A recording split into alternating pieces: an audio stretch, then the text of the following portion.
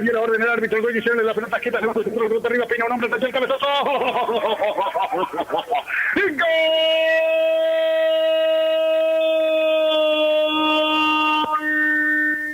¡De San Juana! Agustín Rivas, señores, es romance con los goles en todos los partidos, se hace sentir con su gol, ahora el centro perfecto, primer palo, peina, el jugador Matías González solito entra, mete el testazo al fondo del arco, llega, señores, el primero del partido aquí en cancha el Sportivo Obrero. Viene el corner, la pelota arriba, el centro, cabezazo.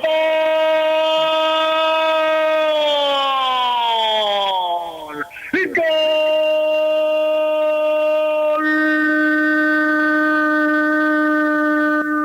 San Juana, Matías González, un centro perfecto, señores, para mí que fue Fabricio Campo que metió el centro, la pelota ahí en el área menor prácticamente, señores.